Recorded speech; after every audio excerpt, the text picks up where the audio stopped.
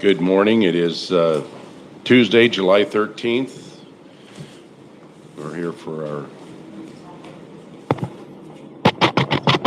lights on.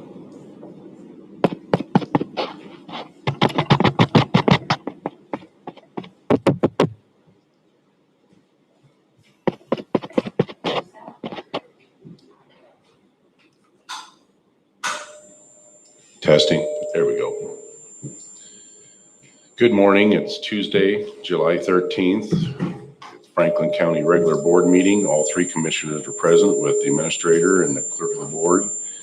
And at this time, I'd like to call the meeting to order and ask everyone to please join me in the Pledge of Allegiance. I pledge allegiance to the flag of the United States of America and to the republic for which it stands, one nation under God, indivisible, with liberty and justice for all. Okay, with that, we got 3 sets of meeting minutes to approve. Is there any additions, corrections? Okay. Consensus is all the meeting minutes are good for approval. Next, we'll go to the commissioner and administrator updates. Keith. Morning, commissioners. A couple of things. This last weekend was the NACO annual conference. Participated in a few of those sessions virtually. Got some kind of information on just what's happening around the country in different counties, some of the issues that we're concerned about. Certainly a lot of focus on the Rescue Plan Act, and how counties are responding to that, to federal legislation. This past week, we had our kickoff meeting with McKinstry regarding the energy audit out at the Happel Center. So they're beginning that work. We expect by late summer, maybe early September, to be able to complete that work and be ready to make our next level decisions. Met yesterday with the Economic Development Review Committee on .09 fund projects that will be proposed, and that group will be bringing those projects to this board for final approval probably in a couple of weeks. Significant conversation and the meeting with the Tri-City Regional Water Working Group.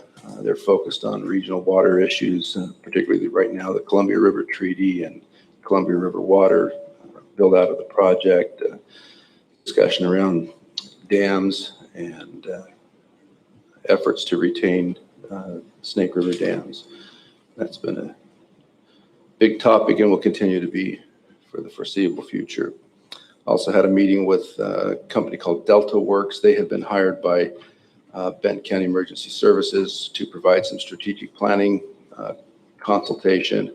This is a project that was started a year and a half ago before COVID kind of fell off the chart when COVID hit, but we are restarting that process of doing some strategic planning. There's a number of questions about the governance model of how we manage the regional dispatch center and the relationship between the city of Richland and the other partners in that organization. So been spending a little bit of time starting that up.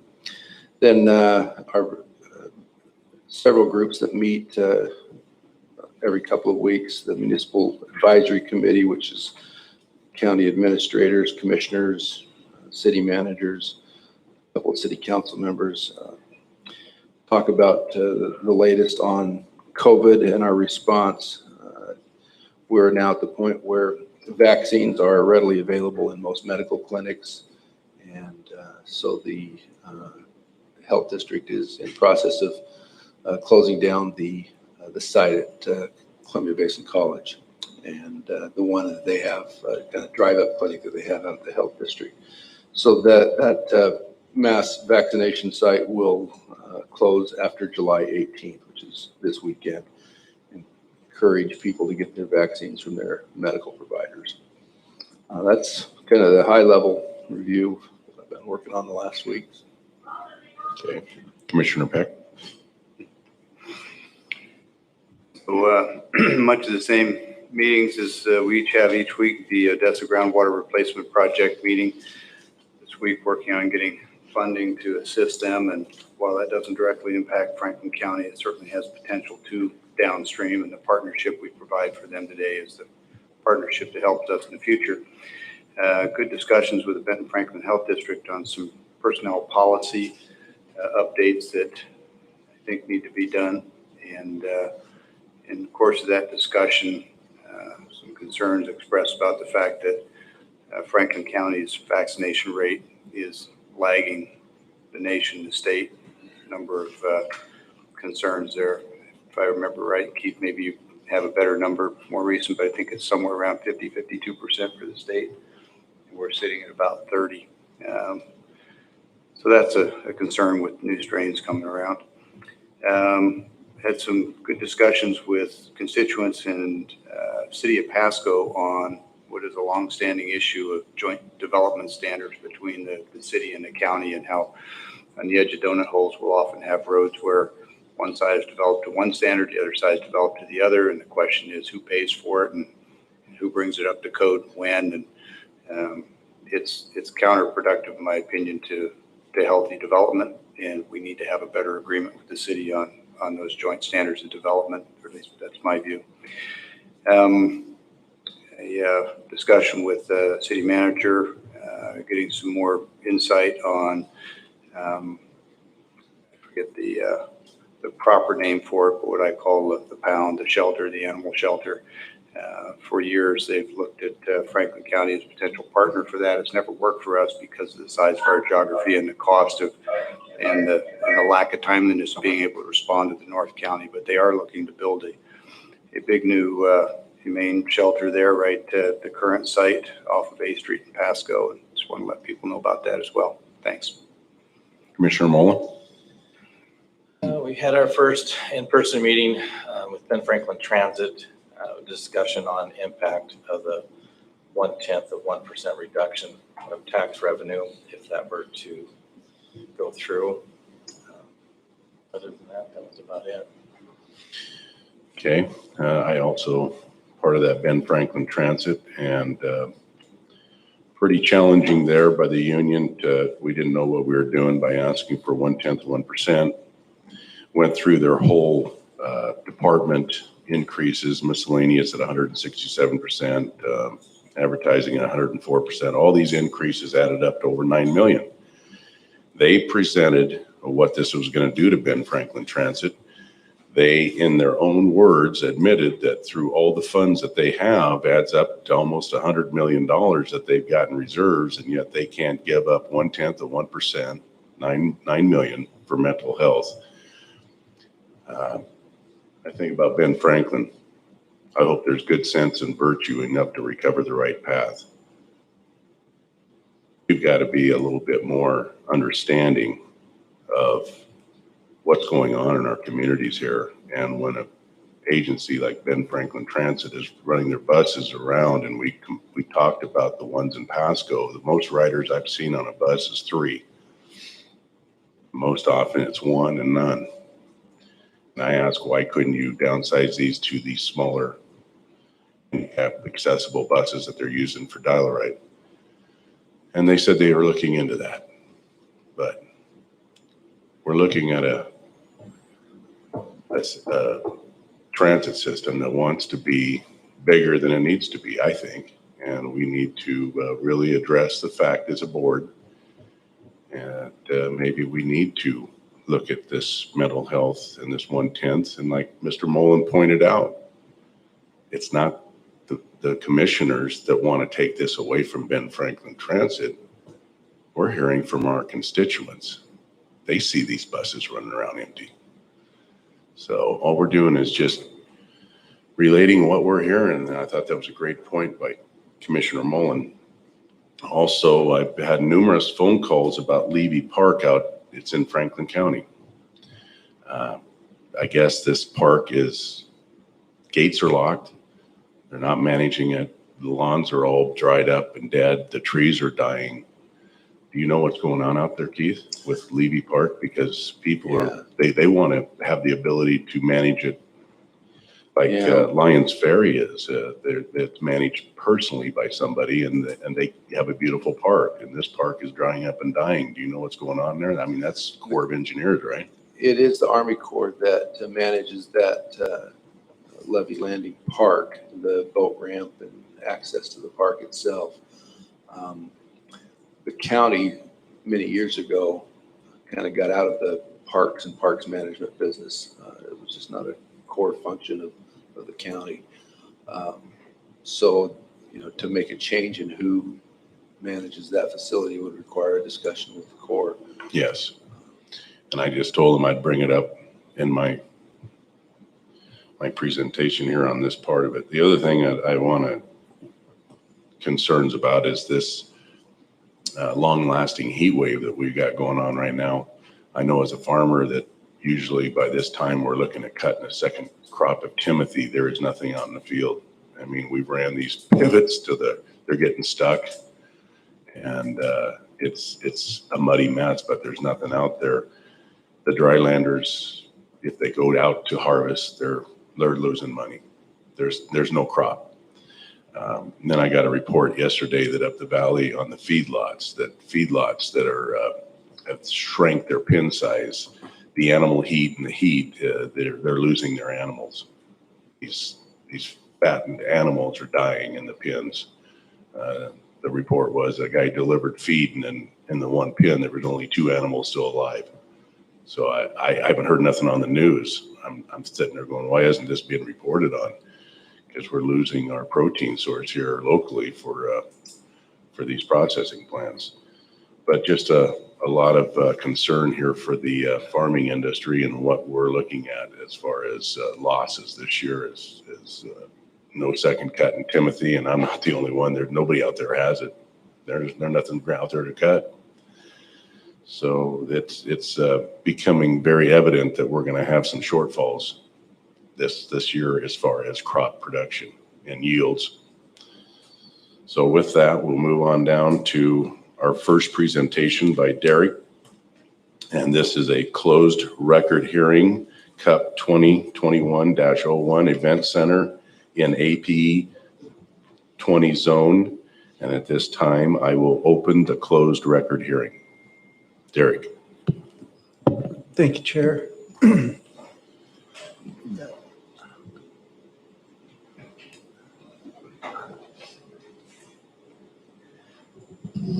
So as stated, this is a request for a conditional use permit seeking to allow for the siting of an event center just off of Levee Road. The property is located south of Levee Road, east of Snake River, and west of Rogers Road. Just too magnetic. All right. There is no address currently on the property. Derek, try it right up close to you for a sec, just out of curiosity. Okay.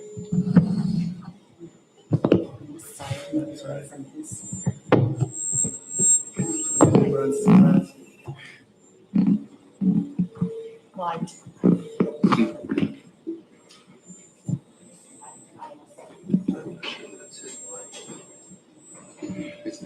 Is the other mic off?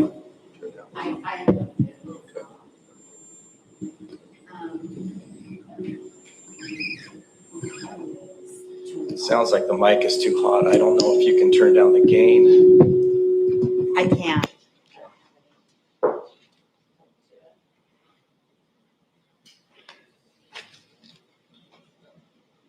Can we plug in the lectern mic and just move it over to his table? Is that what you're doing?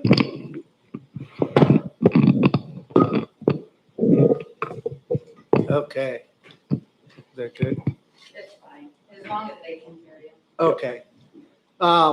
There is no address currently. The parcel number is 108060057. I'm not going to get into the legal description. And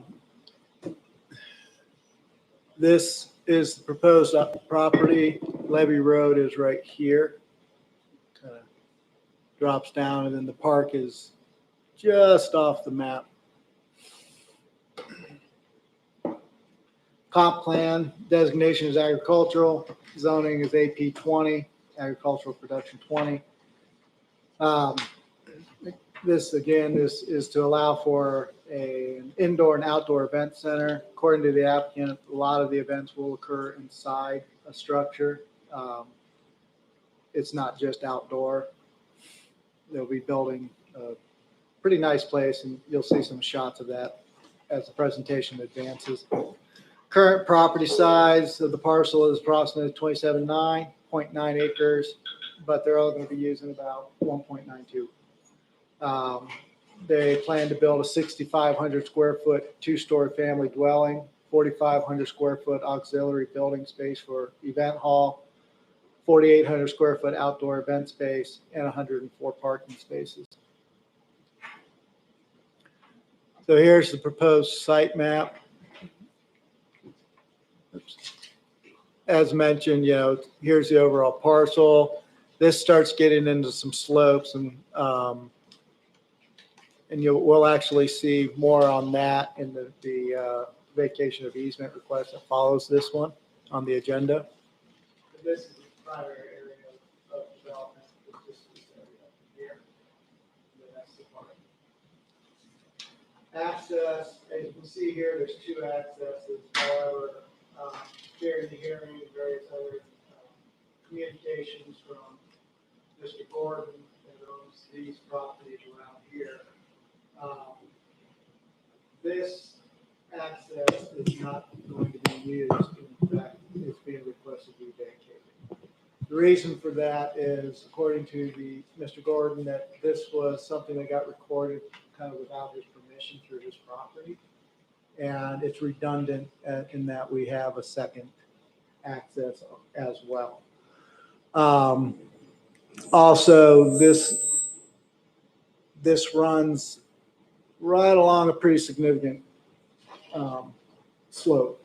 It's 15 to 40% or more. And I mean, it's right on the ridge line. So another reason to potentially vacate it, as far as a public access or anything like that, is just for safety.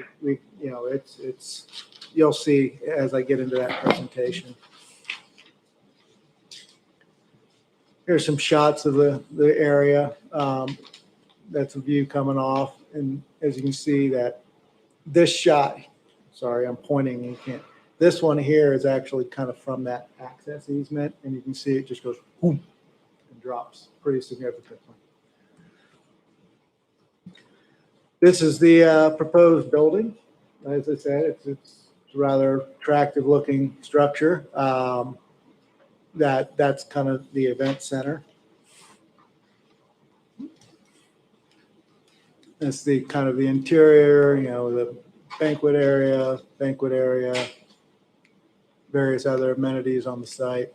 One of the big problems we run into with event centers is often their residential or agricultural use is converted to a public use. And that actually triggers additional requirements like ADA or American Disability Act. It needs to be accessible. You need to have at-grade entrances, widened doors, blah, blah, blah. By building the unit from the beginning, it will be built to a commercial standard, not a residential standard. The house will be a house. But that's not for public events. That's the applicant. My understanding is that's the applicant intends to live on site. Eric, is that a separate building, the house, or is it part of this building? My understanding, it is a separate building. Okay. There's posted a sign, another shot. As you can see, it's in vineyard. Most of the property around it is in vineyard. So all the public noticing requirements have been met. Notified agencies mailed notices to owners within 1 mile. Sign was posted. The seepage determination was issued, and public notice was published in the Franklin County Graphic all on April 8th. The one comment we got was from Mr. Gordon, IMAX LLC. He owns that surrounding land. And basically was, I need that access removed. I can't have that as a they can't use that as an access. He did not want to grant permission along that cliffside. Also during the hearing, Mr. Capitula and Mr. Gordon came to an agreement that Mr. Capitula would pay for the vacation of the easement. And like I said, we'll be seeing that shortly. That's a request that's coming next.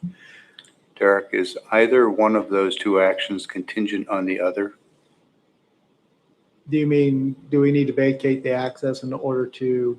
There's two proposed actions. They're separate actions. Correct. Is either one contingent or require the other? Not legally speaking, but Okay. it is cleaner, if that makes any sense. Well, you keep bringing it up in the just- context of this one, which I suspect you're just trying to give us complete information, but it may be clouding the issue and implying that one can't happen without the other. And as I read it, they're completely separate actions. That Would is correct. recommend maybe you treat them that way. I apologize. Yep. No, It thanks. is, it's mainly because this was the only comment we got really was regarding that whole. I understand. access I issue. appreciate the detailed information. Okay. Public Works approach will be required and site access needs to meet design standards. So they'll need to bring that access up to county road standards based on the length and volume of use. Bureau of Rec had no comment. Ecologies was standard letter regarding, they just tell you, be careful of these things and here's the people to contact if you're going to have those things happen. It's kind of a form letter. They didn't have any specific comments to the action. And then Department of Archaeology and Historic Preservation recommends an archaeological survey. This is all pretty active land, so staff will make that recommendation, but we're not proposing it as a requirement. As mentioned, it's a AP zone, and this is in accordance with the goals and policies of the county, development regulations. Will not adversely affect public infrastructure. It'll be constructed and operated, be in harmony with the existing or intended character. Location, height of the structure will not discourage the development or permitted uses on property in the general vicinity. This is the right to farm area. That's the surrounding uses. It's either, vacant or farmland. And yeah, it's not really going to have any impact on the surrounding uses because it's all pretty much agricultural. Derek, if we could just go back one slide there. Will not be more objectionable to nearby properties by reason of noise, fumes, vibration, dust, traffic. So on that road going in there, dust and traffic obviously are issues. My question is, did we fill the square in terms of contacting all the surrounding property owners? And we have that box filled. So if there were a concern about that, they've had an opportunity to raise it. Correct. Okay, thank you. And then again, shouldn't endanger the public health, safety, or general welfare if placed in that location. So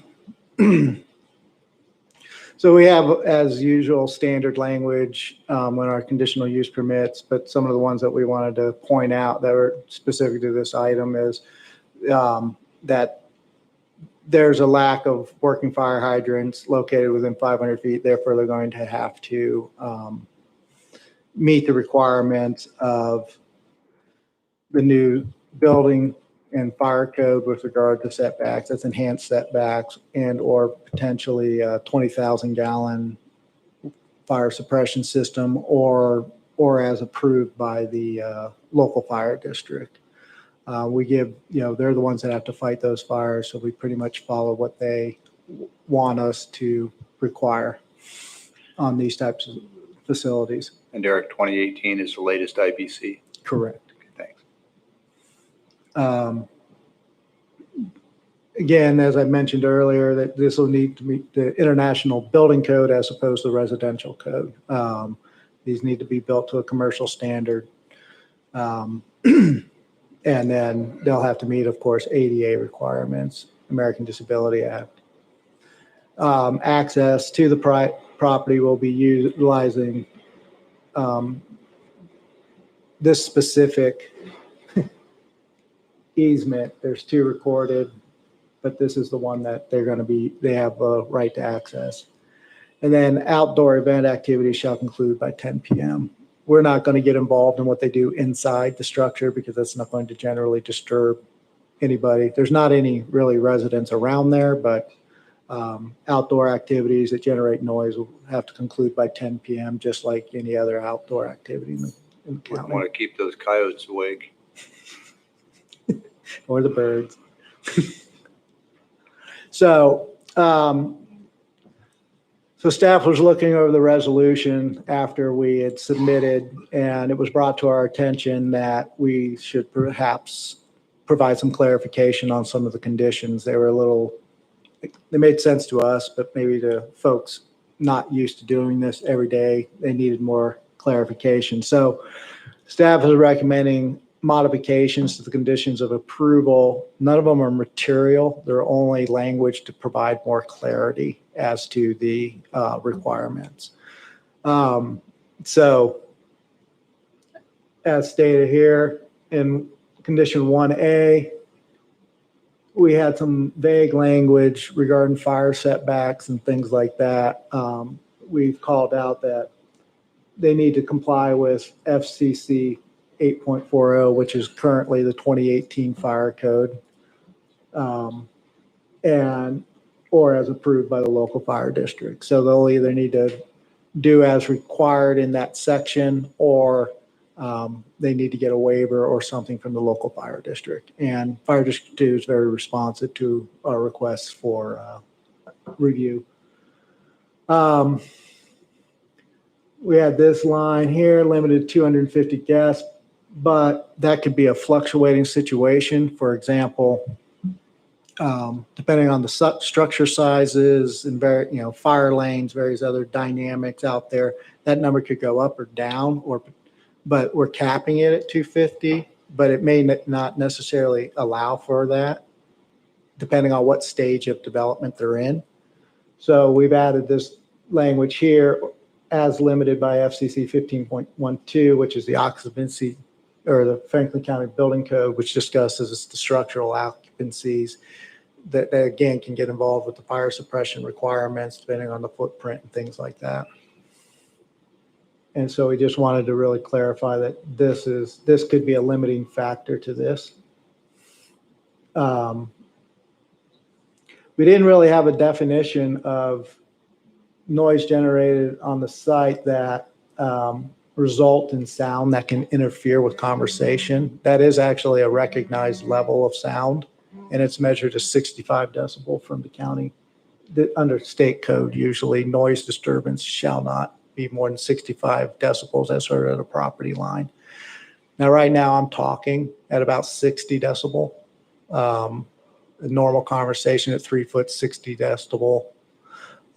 So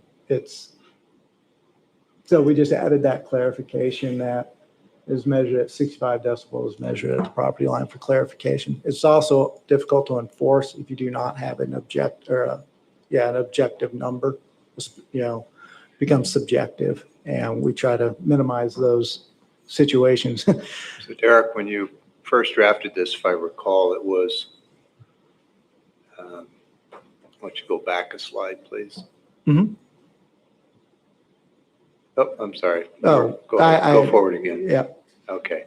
So it was sound that would interfere with a normal conversation. I think you had written at 75 feet or something to that effect. And From the source of the sound, right, which and is we a strange discussed metric. that, and I just want to put a little light on it, because someone having a conversation in the middle of this property, the fact that you can hear it 75 feet away is kind of irrelevant because you're still on that same property. So I appreciate the fact that you changed it to reflect observable or hearable at that level from the property line. Because as a former event center owner, I can tell you that's a significant improvement for the applicant. Yeah, again, they can't, how are they supposed to know what's going on? It becomes very, I've got really good hearing and this person doesn't. Well, the relevance is impact on people outside the property. Correct. So it's a good Yeah. fix. Thanks. The original version said event activity shall conclude. We've added outdoor in front of that because again, we're not going to get involved in saying they have to, if their indoor event activities are going on, that's not going to affect generally noise, cause noise or anything like that. So, and our noise ordinance applies to outdoor noises and stuff like that. And just an observation on that, I'm fine with it the way it's proposed, but understand that when you have 250 people leaving an event center and driving through a community, the event might have been indoors, but the impact suddenly becomes outdoors when they're leaving at whatever hour later. So it's not true that it's without impact, but, That's true, yeah. but there is a sort of a balancing act there. So Yeah. I'm fine. Thanks. And again, this, as opposed to some of the event centers that we brought before the board that are located in effectively residential areas, this is not a residential area. Right. Then we modified number 5 in that originally it talked about specific type of alcohol license, a banquet license. We don't get involved in that aspect. That's between the applicant, the event, all those types of dynamics. So we've changed the language to activities, events where alcohol is being served shall obtain the appropriate state and or local license that's required for such an event. Because it depends on, is it an open bar? Are they charging? All of those things create different dynamics. And then there was a Scribner's area in number 9 where it says that any CUP can be, it's supposed to say reviewed, but it said received. So we made that change to reviewed. So Derek, I'll volunteer to buy you lunch because I can't pass this one up. All right. On number 9, where you've corrected it to put the proper word in. Did I spell something wrong? Well, you've used Scribbers instead of Scribners, but the word is actually Scriveners with a V, Victor, Scrivener. So I owe you lunch for picking on you, but I couldn't pass it up. I have a horrible time, and Keith may recall It's this too. it's fine. Scribner, Scrivener. Yeah, well, for a long time I didn't know Scribner versus Scrivener with a V, and it is with a V. But anyway, I'll buy you lunch to make up for picking on you. So staff's recommendation is approval of the request with 6 findings of fact and 17 conditions of approval as detailed in the staff report. And I'm happy to answer any questions. So is there any objection to the access? Nope. How they're going to get there? I remember we are vacating the one easement. No, How are they going to get to the event? And is there any objection to it? No, I received no objections regarding the access except for, as mentioned, Mr. Gordon says he wants, oops, Yeah. there it is. So this is the one that they have to use. And that exists already, correct? Yes, both of these exist, and then we'll get into this one in a minute. But this is the one that will be used, and that's why it's lined up with the parking area like that. I just wanted to make sure because like Commissioner Peck said that when the event lets out, that's going to be quite a bit of traffic, and I want to make sure that no one out there is objectionable to that and that they are aware of what's coming. No, there were no objections to it other than the one comment we got. And here's again an aerial. So this, oops, sorry, it's up here. So Levee Road drops down like this. There's this short little leg right here. And then that leg goes either this way or this way. And this is the access that is to be used and to access the property with the build site about right there. All right, thank you. So Derek, you're saying that this is the structure, the house, and 104 cars are going to be parked on 1.9 acres? That's the proposed area, correct? Yeah. You're going to be able to fit 100 or that many cars on 1.9? Oh, yeah. Yeah, Because I got a 1.9 acre piece out there and I'm trying to envision 100 cars on that. I'm sorry, this area here is what they're proposing to be using. The applicant, we're basing that on their stuff, but they have full control of the property. So it's more than 1.9 for the parking. It may be, I'm trying to think. So Derek, the 1.9 is the developed portion of that parcel? Yeah, and I agree. I don't believe that includes the parking area in that 1.9 acre. I think it's this area down here. So the event center I used to own had roughly a 2-acre parcel dedicated to more mansion and parking. And I think it's doable. I mean, for the number of parking spaces, I forget how many we had, but it was more than 104. Okay. Together with more mansion and some surrounding land. So it's probably doable. It's, again, often on these, we go by what the applicant is proposing, and that's what we move forward. Nobody called foul on that. And it's also a matter of, this is the main area, but if it does, like I said, they have a right to larger area on the property. They do have full control of the property. So there's over 25 acres left. Yeah.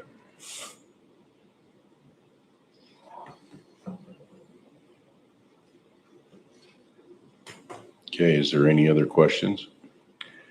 Derek, you made a reference to the various conditions of approval. Typically, when we're looking at an application like this, as you said previously, we're talking about an existing structure. Yeah. And it's a little easier in that case to know exactly what you're dealing with and set what the parameters are. In this case, this is a development that hasn't even happened. It's a building that hasn't been constructed. So the question is, let me rephrase it. Is it understood, especially by applicants, that the conditions of this are all based on the proposed development and structure as presented? Yes, it is. So if they were to materially change any of this layout or plan or structure, like parking or taking up more ag land for the development or changing this size, structure height, any material changes to any of their development plans would need to come back? Correct, unless it's a minor amendment, but generally anything adding capacity or square footage of structures would require them to come back and request a modification to a conditional use permit. I'm also noticing. And that's in your judgment or the judgment of the board that issues the permit? Any modification that adds capacity, that's all basically, that's mathematical, basically. They would have to, so if they decide to come in and build another banquet hall or do something weird like that, they have to bring that to us, and then it becomes an amendment to a conditional use permit. And I also misspoke earlier. I'm seeing that the residence and the event center are the same structure. That was my understanding. They I are the picked on same you for structure. Scrivener's. I didn't want to bug you twice, but That's- since you've raised it. So basically with that, anybody's allowed to build their house to a commercial standard. They'll have to build their house to a commercial standard. The IRC will not apply in this application. It'll be built fully to the IBC standards, which are a little more robust than residential, but Quite a lot. So yeah. think sprinkler systems. Yep. The occupancy loads may trigger sprinkler requirements. That's those types of things, depending on how big. And, there's nothing that prohibits a party from building their house to a commercial standard, but that will be a requirement. And the site plan includes sufficient space, I didn't see it in here, for on-site septic for a facility this size with that number of people. Yeah, generally the health department doesn't start getting too excited, and if it's anything over an acre, they're pretty comfortable with it usually. For residential. For residential, that's correct. For commercial, so a whole different. Right, but because they have that full ownership, they could even theoretically have the septic completely off their quote develops it. So they've got plenty of area to accommodate that, and you can have parties on drain fields if you want. Yeah, sometimes that's your prettiest grass. Yeah. Next question. I wasn't going to call out a specific county, but I don't think it harms anything. In Benton County, over the last several years, I've observed their review on similar applications, and they've been pretty firm on having both emergency ingress route and emergency egress route. And this one, we've combined the two. And I know that the road width for an emergency vehicle standard is wide enough that a passenger vehicle can pass coming out while a fire truck is going in. Mm-hmm. But the question is, so far as you know, there's nothing code-wise that we would be doing and using a single route for ingress and egress. Think fire, range fire, whatever. And I realize this is in a vineyard today. Someday it may be dry land. Who knows? Yep. But to your knowledge, that's compliant with the commercial code, that single ingress egress. Yes, because of the width that our minimum width requirements do allow for that. It doesn't necessarily mean that we may not want to look at modifications to that, but at this time, it's adequate within as provided by the fire departments and everything else. Again, they were requested to comment. They had no concerns expressed. Okay, good. And to be clear, a lot of this, I'm just getting on the record and getting clear so that, we reduce misunderstandings in the future. Thanks. Mm-hmm. I don't think I have any other questions. I have no further questions. So with no further questions at this time, I will close the closed record hearing and entertain a motion.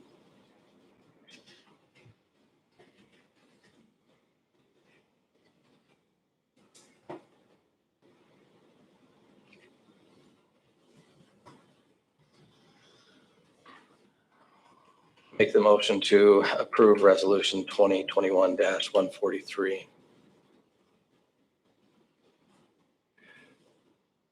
My paperwork doesn't show a resolution, so I'll second with the understanding that that's for the conditional use permit 2021-01. Yes, it is 2021-143. We have a motion and a second. Discussion? Hearing none, all in favor say aye. Aye. Aye. Aye. Next, we'll move on to the public hearing, the vacation of easement 2021-02, 531 Levy Road. I take it this has to do with that roadway that we're. Yeah, and I'm going to be I did not prepare a PowerPoint for this. I don't normally for. At this time, I'll open the public hearing. But I've got slides that will, on this. So this is a request by jointly between Mr. Gordon and Mr. Capitula regarding the vacation of this access right here. According to Mr. Gordon, when I believe it was Mr. Carr did a short plat or some other land use action out here, this got recorded across Mr. Gordon's land without his say. This he was fine with. That was what he understood. When we look at this, you can see how this goes around his natural crops, or the pattern, it's on the edge of his crops. This one also does, but he never approved it. It's an existing route. Mr. Gordon uses it primarily for accessing his vineyard. And they agreed that this is the better route, and Mr. Gordon had a concern with people being up there and messing with his vineyard, taking fruit or stuff like that, which I didn't realize was a problem, but it's kind of obvious when you think about it, that people sometimes have sticky fingers. That was his primary concern. So again, this is that site, so that access will be maintained. This will still exist, it's just that it's not a public access. I don't believe that it would be, so that's what the request on the vacation of easement is to remove that from its listing, basically as a public access. It's not a public access now. It's an easement granted to an individual. So what changes? It's basically, for me, it's a matter of, this is an individual's land. Okay, He has that right to, I understand. I just yeah. want to be clear that it's not a public access just because it's an easement, unless it's recorded as a public access. I don't believe it is. Okay. I believe it was recorded by Mr. Carr for access. Right, but yeah, I may have misspoke there. No, it's okay. Yeah. But since we're on the subject, let me go ahead with what's going to be my prime question through this whole thing. Right. If an easement has been recorded, typically that grants rights to an individual or multiple individuals to a specific property for a specific purpose. And excuse me, if someone has recorded an easement, it seems, and we probably should have our civil attorney here to get clarity on this, but I don't know if you can simply vacate an easement without speaking with the person to whom the easement is granting rights and privileges. I know if I had recorded a lawful easement for access to something, and maybe the landowner doesn't remember that we recorded it, maybe they never approved it, whatever, but once it's recorded, I don't know that you can just vacate it without at least speaking to the person to whom the easement grants rights.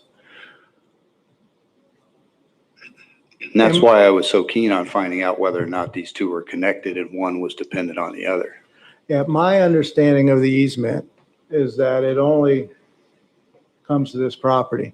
So Mr. Capitula, who now owns this property, is the only, or at least has agency over it, is the only, him and Mr. Gordon would be the only potential users of that. You know, people And- grant easements all the time across other people's property. The classic example is an easement across somebody else's property for a driveway to get to your property. So it isn't necessarily access to that property. I really think, and I should apologize for not asking this up front. Have you run this past our civil counsel to make sure that we're not risking vacating an easement and violating the rights of the easement holder? Not to that specific, not specifically. That might be a good idea. Because when I review the requirements for process, we send it out for public hearing. We send notices to all landowners. They have an opportunity to come here and speak on the matter if they have a concern, and we receive none. I didn't hear you list parties granted rights under an easement as the people you notified. So the question would be, have you notified the individual or the estate of the individual who is granted rights under this easement? It was our understanding that that was Mr. Capitula. That Well, Mr. Carr, unless he owned it at the time the easement was granted and recorded, I think there's somebody else in play. I'm not an attorney. We all know that. You might talk with Ms. Johnson, or if our legal folks are on the phone, maybe they can shed some light. And had I thought about this last week, I'd have called you then, but. Mr. Chairman, if I may, this may help. Yes. Mr. Gordon is on the phone. He may have some Shed some light on response this. to that Sure. question. Let's If listen. it's appropriate to Yes. interject that.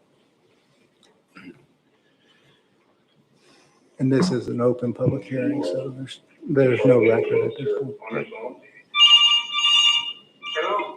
Hello, Mr. Gordon? Yes. Yes, you are being acknowledged here to perhaps share your public comments on this issue. Yes. Am I going to do that now or what? Yes, yes, please, go ahead. You may need to turn your radio or device down when you're listening to the meeting on, so you'll get feedback. Okay.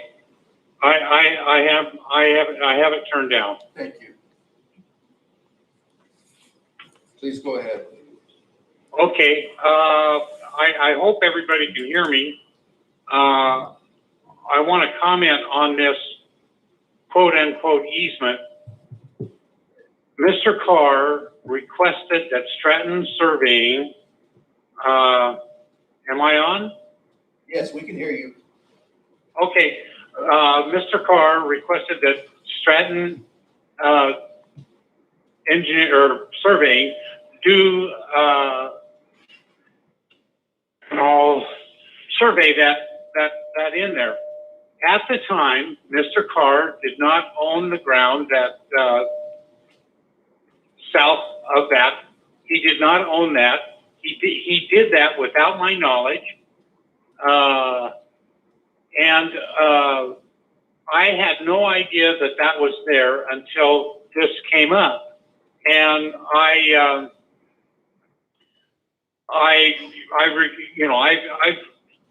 voiced my concerns about it because it is not an easement. When I went down to get a copy of the thing, it was a survey that I got, a one-page survey. There was no literature that went with it. The gal at the recording office said, I've never seen anything like that. And I don't see them every day, but she just offered that information. It's not an easement. It never was an easement. It was one guy's idea of accessing the property that Mr. Capitula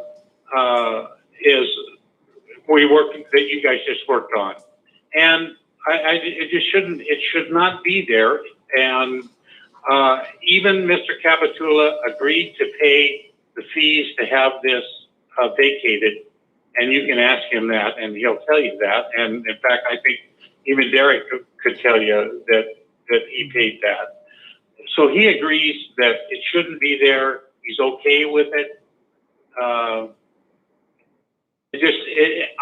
don't know what happened or how it happened. It was done without my knowledge. And like I said, Mr. Carr didn't own the ground that connects Levy Road to with that survey. So it needs to be vacated. Okay, so at this point in time, questions for Mr. Gordon? With it. I don't know what happened or how it happened. It was done without my knowledge. And like I Oh, is said, that recording? Mr. Carr didn't own the ground. But we still have Mr. Gordon on the phone? So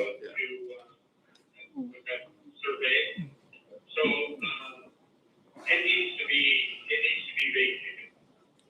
vacated. Mr. Gordon, are you available for questions? Yes. Okay. Okay, commissioners, questions? So not a question for Mr. Gordon directly. I know Mr. Gordon. I know him to be a trustworthy and honorable individual, and I'm not suggesting anything to the contrary. What I am a little confused by is the first sentence of the agenda summary report that has been provided to us upon which we're to base a decision. And that first sentence says, an application to vacate a 30-foot wide private access easement, AFN number 554778. So the question is this a legally recorded or even questionably recorded easement or not? Because if it's not an easement and this is just somebody's draft survey, then I don't see any need for us to discuss it. It's a moot issue in my opinion. But if it is a recorded easement, then I think we ought to at least ask legal counsel does the county bring liability on itself for vacating an easement without speaking at least to the individual alleged to be the beneficiary of that easement? Seems like an obvious question.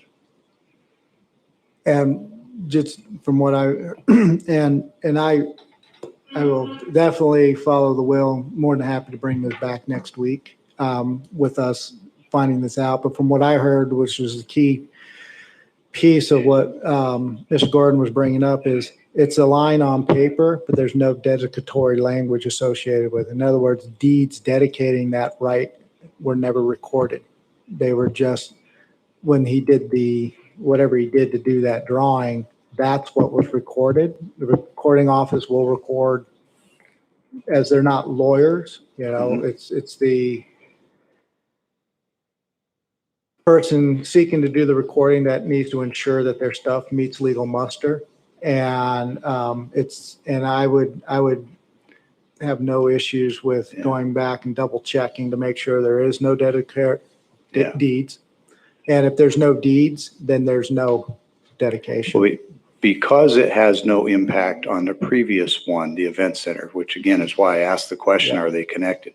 Because it doesn't affect that one, it doesn't seem like there's any real consequence or cost of taking a week and just having legal look at it.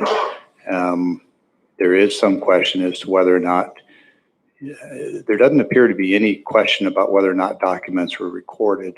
The question seems to be whether or not what was recorded was lawful and complete, and whether or not it constitutes an easement. And I'm certain they can sort that out for us. And with respect to the actual request, if you assume for a minute that it is not a lawful recorded easement, but rather somebody just recorded a draft survey or something, then I wouldn't have any problem vacating it. If it turns out that it is in fact a complete legal recorded easement, then I think we need to speak to the beneficiary of that easement and get their concurrence. Mr. Gordon?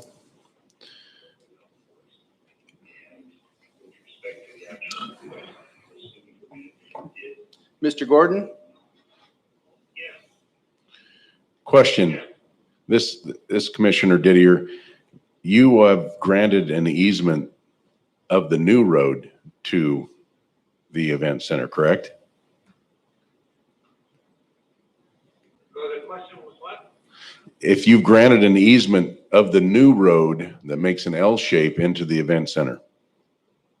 Yeah, I granted that easement. Okay. I did. I negotiated that with Mr. Carr when he purchased the ground where the event center is going to go now. Okay. I negotiated that easement, and it's, that was the only thing I knew was there. Okay.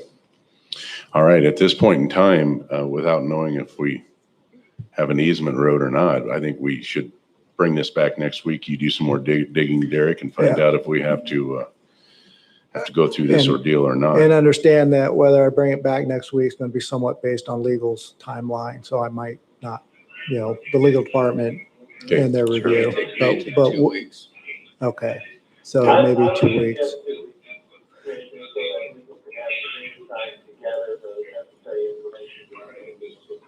Is that Mr. Sant? Yeah. Recommendation. Okay. Okay. So at this time, on 2021-143, we will postpone this decision until we get more facts of finding on whether it's an easement or not. Do we want to close the hearing? Yeah, we're going to close the hearing. The hearing is now closed, and we will. Mr. Chairman, before we do that formally, to avoid the necessity for re-advertising and the cost, perhaps we could just, what's the word I'm looking for, Keith? We could continue the hearing. Continue. That's sorry. I just drew a blank there for a minute. Yeah, we'll continue it, but again, I close it right now, correct? Do not close it, so it's open for public comment, so we can take public comment for 2 weeks until we bring it back. Right. Okay, so we will continue this in 2 weeks. Okay. Okay, with that, we'll move on to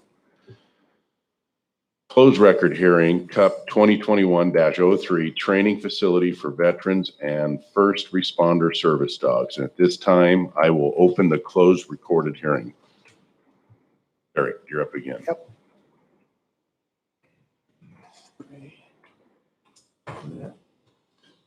Let me interject for just a moment. Mr. Gordon, did you have any additional comments?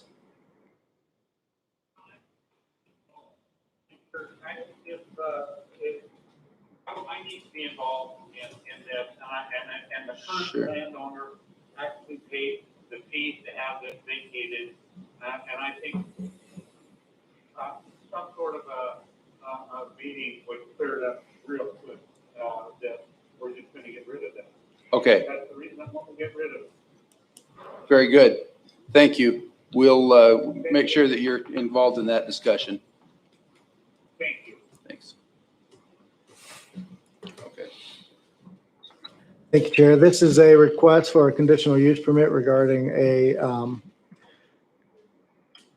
dog training facility for first responder and veteran service animals.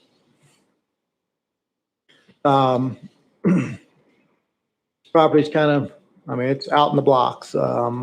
There's not a whole lot around it except for open farmland. But the property is located approximately 4,000 feet south of Ringgold Road. It's also at the kind of the terminus of Taylor Flats. Taylor Flat does go a little bit farther, but then it hits into that canal and it kind of just peters out up to the north. The property is address is 1781 Bellevue Road. There's an active operations on that site. You know, there's folks living there. They've got outbuildings and things like that already. So it's not a new site. Not to interrupt you, but you said Taylor Flats, dead ends into Ringgold Road. Right. That's what I mean. It goes, Taylor Flat runs along the east-west edge of the property and then terminates at Ringgold. Okay. There. Yeah. So this is located right there at that one of those corners. At that Okay. weird shift in the canal. So, yeah, so there's Taylor Flats. The actual site where the development is over here. It's addressed off of Bellevue Road, if I remember right. That's Bellevue Road. That might be a canal, but it's it's a long drive to get there. We ended up posting the signage right here, as that was the best and most traveled location that we could access. If we'd put it on Bellevue Road, it just wouldn't have been seen by very many people relative to Taylor Flats. Property is agricultural, comp plan designation, and the zoning's AP 20.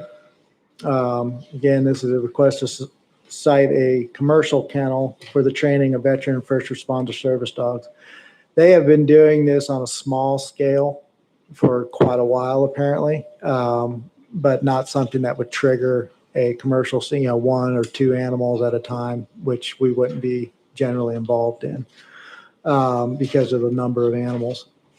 The current property size is 73.6 acres, and they're proposing to use approximately 35,000 square feet of new area.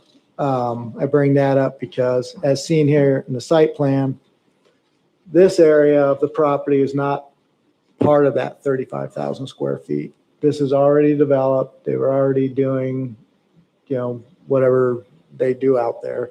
I'm assuming it has something to do with that, but they just didn't get into it. It's not relevant to the application per se. So this is the area that they're looking to develop. They're going to extend Ditch Road, improve that a little bit to provide better access. This is the primary building. They propose like where they'll let the animals run out in the open. And then these are like kennels that kind of transition between those, that area.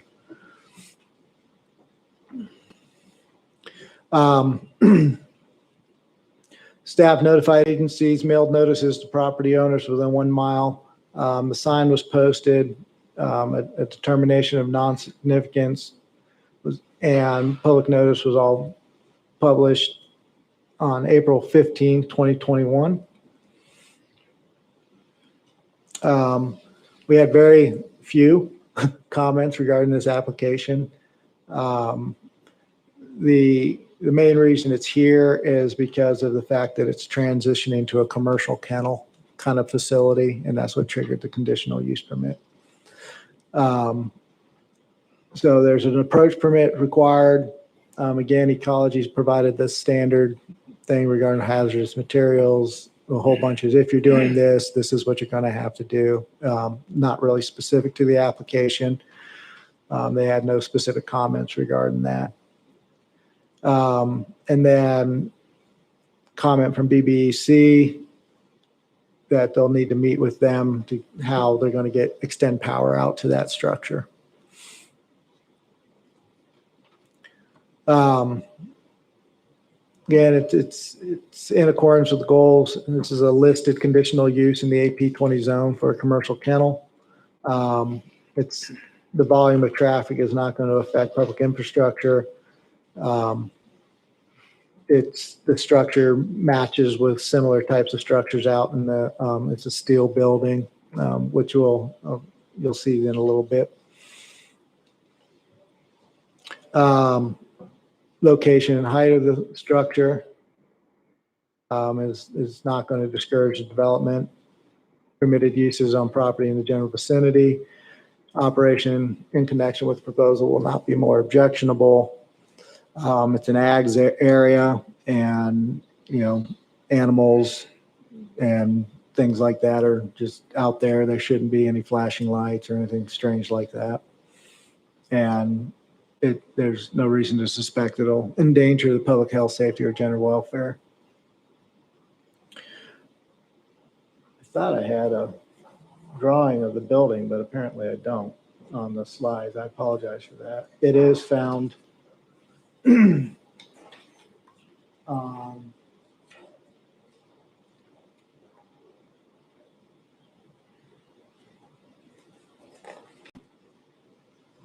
it's a metal building. It looks pretty similar to Sagemore Kennel structure.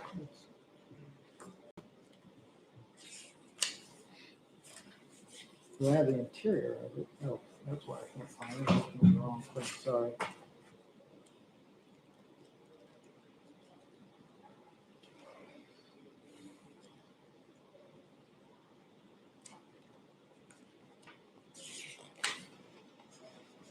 I apologize. Just sworn that was in the packet.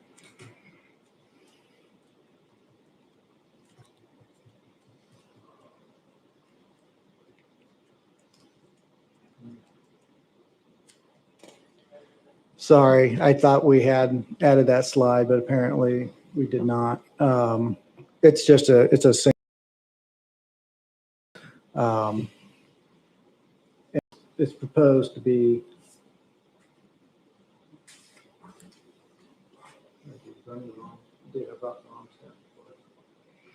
Have you got the copy from Mr. Jeff McGee on the engineered structured steel structure?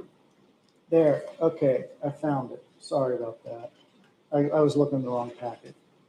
It's on page 72 of 81 is where you'll see the drawing of the proposed outside of the building, various elevations, and then an internal layout of.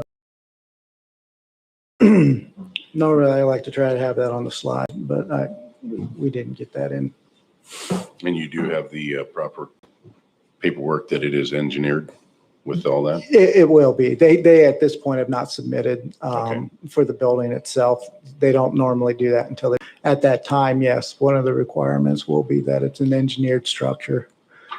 Metal buildings tend to be engineered structures, so they'll stamped engineering.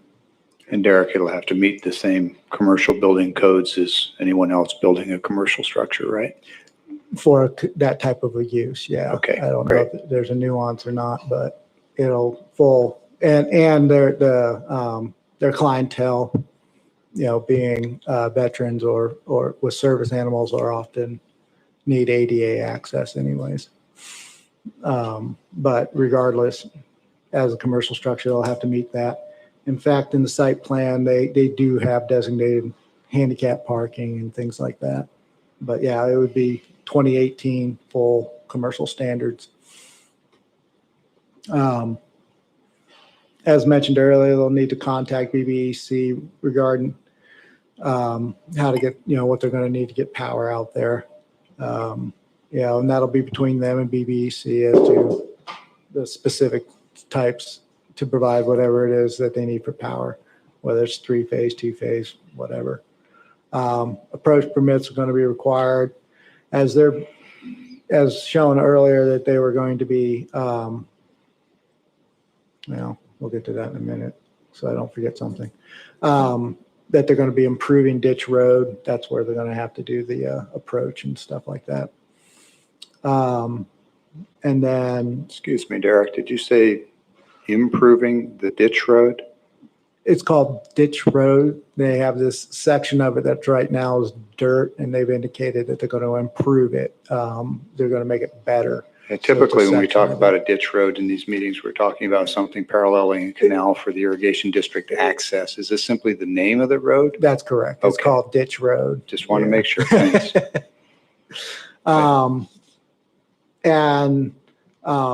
They'll have to coordinate with Skibbid, Bureau of Rec regarding Columbia Basin project irrigation. As detailed in their April 29th. So this facility is in close proximity to Skibbid facilities and Bureau of Rec canals and stuff. They just need to coordinate with them such that they don't do anything to mess with that, interfere with it. It's not a likelihood. It's a pretty standard response when there's things within vicinity. And then recommendation is approval with 6 findings of fact and 13 conditions of approval. Questions, commissioners? So, Derek, let me start by saying I think this is one of the more interesting applications we've seen. Maybe it's just because I appreciate the nature of the work that they plan to do there. I think it's very high value. Really, I don't want to say my concern, but my thought was, does this really rise to the level of a commercial activity, or is this simply a private landowner who wants to expand an existing hobby activity? As you may, I think it might have been before you were here, we had a similar scenario with a request from private residents in Eltopia, where they had a number of dogs that the neighbors felt exceeded the number that a residence could or should have, and asserted that it was really a commercial activity when, to my knowledge, they weren't actually selling anything, not dogs, not services, whatever. So my question with this one, and I think you've already answered it, but I just want to be clear. This is, in fact, an actual commercial activity where they're going to be providing training services, maybe kenneling services, other activities for compensation, as opposed to private individuals doing a great thing on their own property, on their own dime. It's 2 elements for that commercial requirement, and that's primarily because it's public.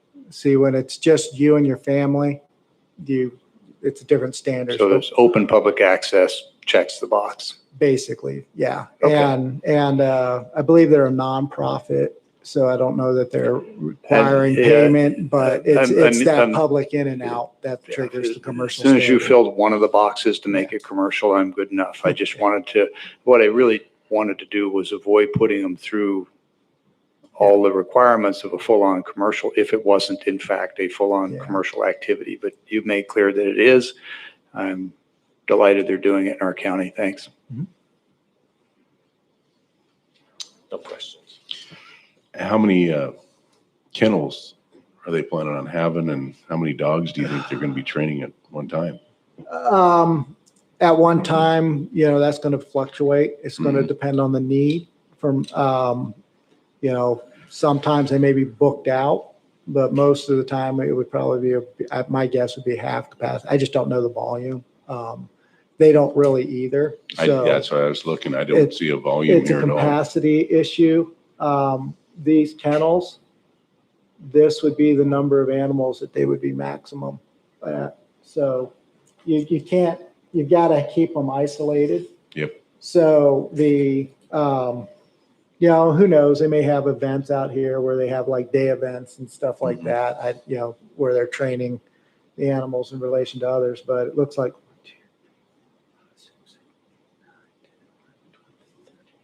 15 Okay. max. If there are no more questions, I will close the closed record hearing, CUP 2021-03 training facility for veterans and first responder service dogs, and entertain a motion. Move for approval of what I'm going to assume is resolution 2021-144. Karen? 145. 145, okay. Which approves CUP 2021-03 and SEPA 21-06 as presented. Second that. Been a motion and a second. Discussion? Hearing none. All in favor, say aye. Aye. Aye. Aye. Okay, with that, Keith, we're down to public comment. Is there anybody you. on the phone? No one on the phone this time. Anybody in the room for public comment?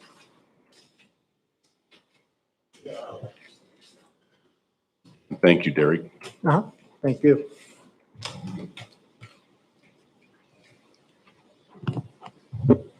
Thank you, young lady. George Dockstetter, been here before. Y'all know who I am. We're getting ready to spend roughly $20 million of our tax money in the county. I would like to see the county commissioners have a couple workshops, especially one in the evening, to invite their constituents to come in and have a say how we're going to spend this money, instead of the four of you just willy-nilly with the department heads deciding where it goes. And that's all I've got to say. And I'd like to see more evening meetings where people could get off work and attend their government. Thanks. I do believe you're talking about the American Rescue Funds. Okay, that's 18 point something million. Yeah. 18.5 roughly. Is that over 2 years? Or Yes, Split in half, correct? correct. Okay. Anybody else public comment? Seeing none, we'll move down to office business. Do we have any vouchers this morning? we have two. Okay. Move for approval of fund expenditures in the total amount of $620,673.17 as presented, and note that it has been reviewed and signed by two representatives of the auditor's office and the county administrator. Second. Been a motion and a second. All in favor, say aye. Aye. Aye. Aye. Move for approval of salary clearing payroll and emergency management payroll in the total amount of $982,889.69 as presented, and note that it has been reviewed and signed by two representatives of the auditor's office. Second. Been a motion and a second. All in favor, say aye. Aye. Aye. Okay, with that, we'll go down to the consent agenda. I believe there are 5 items on the consent agenda.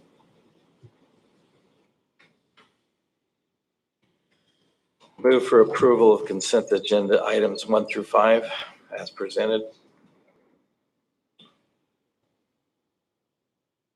Didn't have a printed agenda here today, so I'm just pulling it up online to refresh. So just not a question, but an observation on the state contracts that we receive, in this case, number 3, and also number 2, since it's state funded. Typically, these expire at the end of the state fiscal year, which is June 30th, but we don't actually, the various agencies in the county government don't receive the new contracts from the state until sometime in July or even August, and sometimes it's even as late as September. And so the question for the record and for our legal counsel when they have time is what happens between June 30th and pick a date, August 5th, whatever, when we continue to operate these programs outside of a contract, who owns the liability should something happen? These are human services programs often directed at minors, children, and it's always concerned me that there's a gap in there. And when we have approached the state in the past, asking them to give us these contracts before they expire, they've essentially, sometimes politely, not always, have said, if you don't like it, don't sign it and don't take the money. And so that penalizes our constituents for trying to be lawful and responsible and avoid unnecessary liability for our taxpayers. So that's the question. So what do we do in the breach? And I'd appreciate it if perhaps legal could, when they have time, let us know how we ought to address that. Other than that, no other comments or questions on the consent.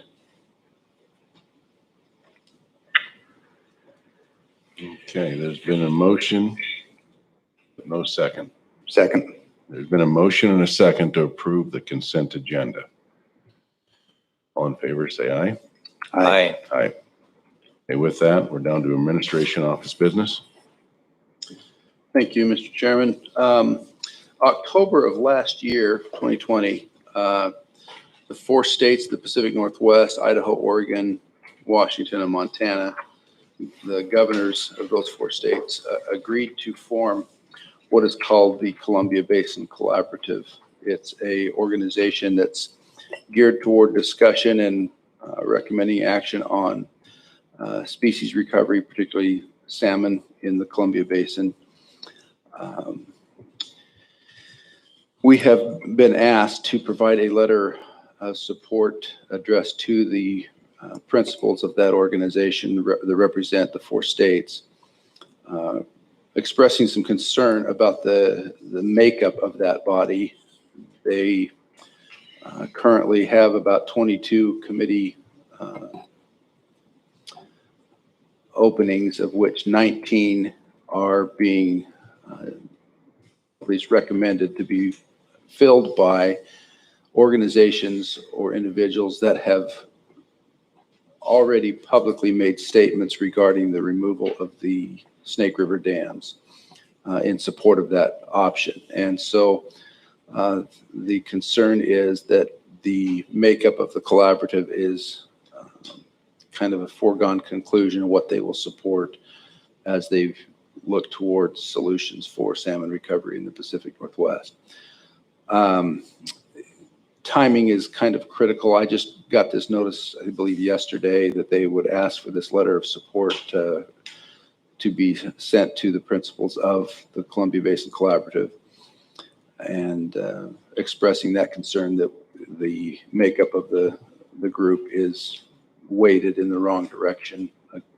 Does not reflect on Franklin County's expressed support for the Snake River dams to keep and maintain those. And so I think you should all have a copy of the draft letter for your approval and signature today, but essentially states Franklin County's opposition to filling those committee seats with folks who have already taken a predetermined stance on the dams. I have had a chance and I reviewed the letter. I thought it was well written.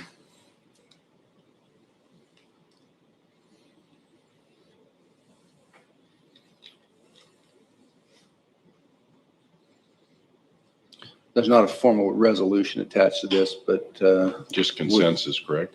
yeah, take a motion and a vote to approve it, and we can have it signed and sent. Keith, was this in the read aheads? I'm sorry, say it again? Was this ever posted to the read aheads? I know you got it last minute. No, I just sent it yesterday by email. Okay, I have not seen it. So obviously I can't take a position on it without reading it. Certainly.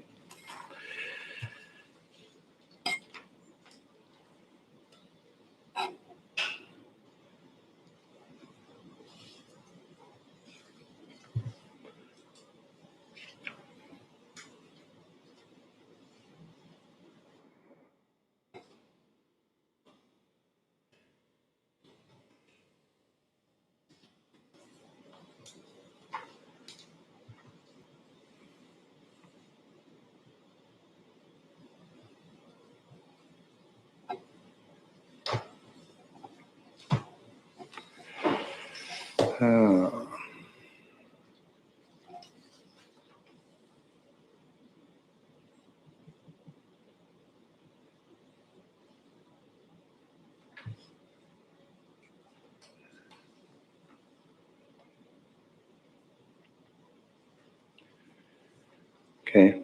generally, I think I'm fine with it. The one reference in the top of page 2, first paragraph, talks about the narrow interests of one group, and it's not enough to stop me from supporting it, but that's unfortunate choice of language. It implies that that particular group only cares about one thing, and I know that to not be the case, but it doesn't rise to a level of disparaging or anything that's really a big problem.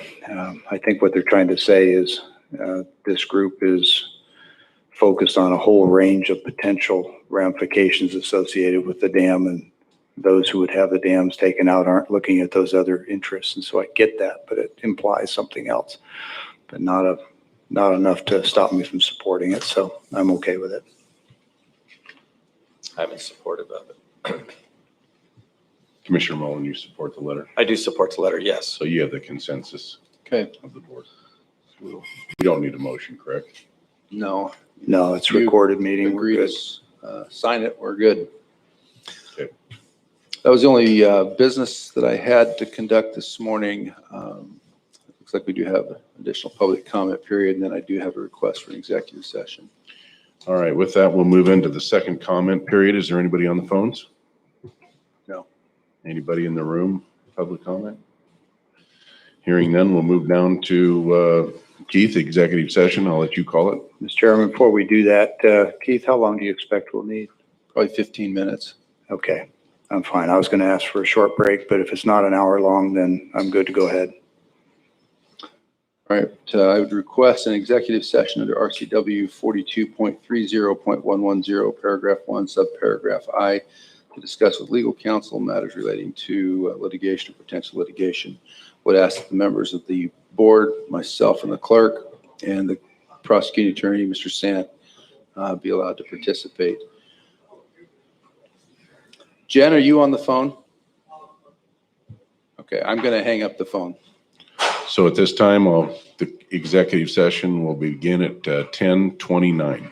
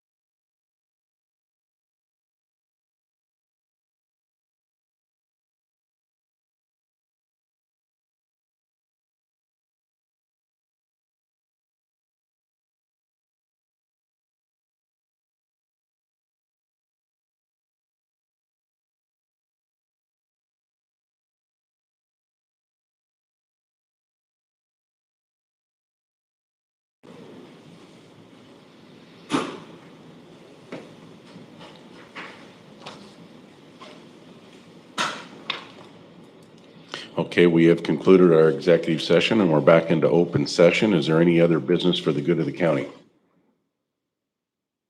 Oh, Mr. Santa's here. I mean, I have some questions on the redistricting. So have we gotten any information as far as if we're out of compliance or what the numbers are, or any information given to the committee that we formed for the redistricting? Yeah, actually, I just had a conversation this morning with outside counsel, and there's probably a need in the near future for having another executive session. But yeah, that we did get some additional information from our demographer. If you recall, back in October, we looked out for retaining some information to try to go over the numbers that have been presented. And so we'll be able to, once I have that conversation, I think we'll be ready to have another discussion for the board in the near future to share that information. Like next week or? If the board would like, I think next week we could have a preliminary discussion and provide that. Thank you. Yeah. And just so you know, I was able to reach out to council, and that's part of the discussion going forward as well for how that might look. All right, so thank you. Okay, thank you. Okay, with that, with no other business, yes? I just have one quick thing. I just want to make sure, is everybody okay if we switch back to where we are so that the microphones can be like they used to be? So I'll be sitting where Keith's at, Rock, you in the middle. So the three commissioners know and keep there with the two phones so that we don't have to have this. Yeah, I have no problem with that. As long as everybody's vaccinated, I'm okay with it. I'm vaccinated, I am. so I'm good. So no, I'm not okay with it because we don't have 4 members willing to acknowledge. Okay, with that, if there is no other business for the good of the county, this meeting is adjourned. I was just going to ask, at times it was hard to